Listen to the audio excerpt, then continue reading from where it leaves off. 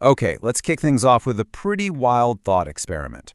What would happen if one of the greatest minds in history just logged on to social media today?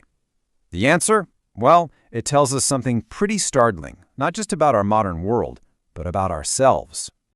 So, just imagine this. You're scrolling, right? Just doing your thing.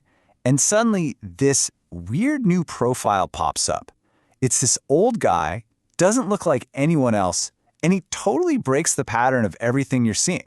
He's not posting selfies. He's not selling you a course on how to be your best self. He's not even trying to pick a fight in the comments. He just seems to be watching. And then you see it. Under some post that's gone viral, something everyone is agreeing on with absolute certainty, he drops a single comment. It's not an attack. It's not a hot take. It's just a simple, almost devastating question.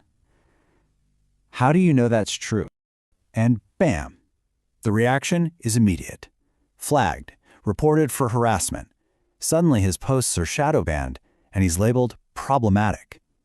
The system doesn't see a thinker, it sees a threat. And that's the whole point right there. We're talking about Socrates, the guy who basically invented Western philosophy. And I'm telling you, he would not last a week online today. No way. He'd be banned before he could even get a single like. So to really get why he'd be so disruptive today, we got to go back and see why he was considered so dangerous back in his own time. You know, Socrates wasn't your typical philosopher tucked away in some ivory tower. This guy was on the streets of ancient Athens. He never even wrote a book. His whole thing was just walking around the marketplace and asking people questions. The only reason we know anything he said is because his student, Plato, wrote it all down. And his most famous line? I know that I know nothing. Now think about that. In a world full of so-called experts, then and especially now, that sounds wild. But it wasn't him saying he was ignorant. It was the total opposite. It was the starting line for any real, honest thinking. Yeah, as you can imagine, this approach did not make him popular with the people in charge. So, in 399 BCE, they dragged him to trial. The official charges were pretty vague: corrupting the youth and impiety. But let's be real. In today's language, that means spreading dangerous ideas and destabilizing the narrative. And the sentence? Death by poison. And this is the absolute key. Socrates didn't die because his ideas were wrong. He died because he wouldn't stop asking questions. And that made the people with power and their shaky systems feel incredibly threatened. And that, my friends, is a story that repeats itself over and over again. Which brings us right back to today. Because our digital world, it's basically a giant outrage machine, and it is built from the ground up to be hostile to exactly this kind of questioning.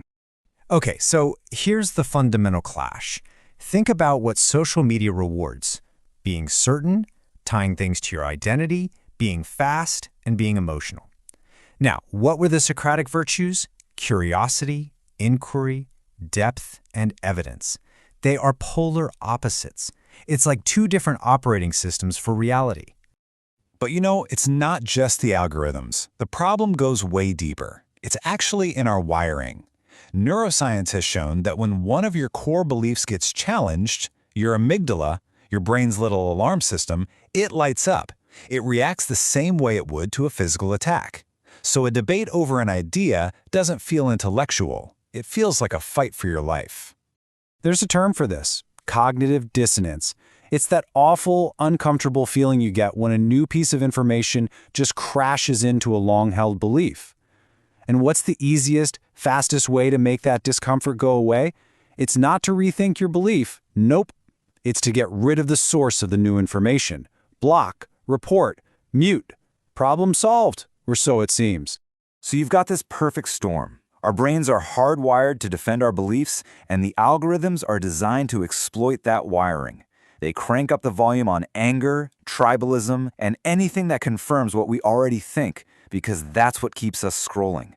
The philosopher, though, he wants to amplify doubt, reflection, self-examination. See the difference? One of these things sells ads. The other one, well, the other one might actually set you free.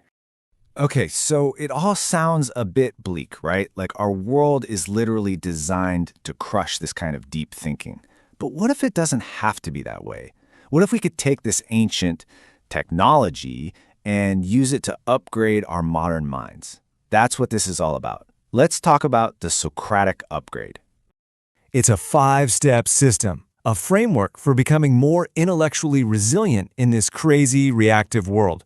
We're going to zero in on the first 3 steps because honestly, they're so powerful they can change the way you see things, like tomorrow. All right, step 1. This is the big one, maybe the most important of all. You have to separate your identity from your ideas. Listen to me on this. You are not your opinion. Think of your beliefs like tools in a toolbox. And if one of those tools is broken or just doesn't work anymore, you wouldn't defend it with your life, would you? No, you just replace it with a better tool. Step 2 is a really practical exercise. I call it intellectual fasting. Here's the challenge. Just 1 day a week, try to consume 0 opinion content. Nothing. No hot takes, no pundits, no analysis. Okay, maybe you can still listen to this. But the goal is to just ask questions. And even better, to journal the contradictions you find in your own thinking. It's like a hard reset for a brain that's become addicted to being told what to think. And finally, step 3. This is like a neurological kill switch for outrage. The very next time you're online and you feel that flash of anger, you know the feeling, that amygdala hijack? I want you to master the pause. Just stop. Take 1 deep breath. Put a name to the emotion you're feeling. And then ask yourself this question. What belief inside of me is being threatened right now? Just doing that one simple thing, pulls you out of your lizard brain and puts your rational mind back in the driver's seat. Look, practicing this stuff isn't just some self-help trick. We live in a world that is drowning in division and anxiety. This offers a whole new way of being online. It's a choice to pivot from just shouting at each other to actually thinking. Because, let's be totally honest, if Socrates had a Twitter account today, he'd probably reply to some viral tweet by asking something ridiculously deep like, "Interesting, but what do you mean by the word is?" And he would immediately be mass reported as a troll and get his account suspended forever. It really all comes back to his most powerful idea, his most famous quote, "The unexamined life is not worth living." What he meant was that the whole point of this human experience is to constantly look at our own lives, to question things, and to always be trying to understand more. So, I want to leave you with a modern spin on that classic challenge. Here it is. The unquestioned feed is not worth scrolling. Think about that. This isn't just about learning some facts about Socrates. It's an invitation to start thinking like him. So I'll leave you with this one last question to chew on. What is one core belief, just one, that you hold right now that you have never, ever seriously questioned?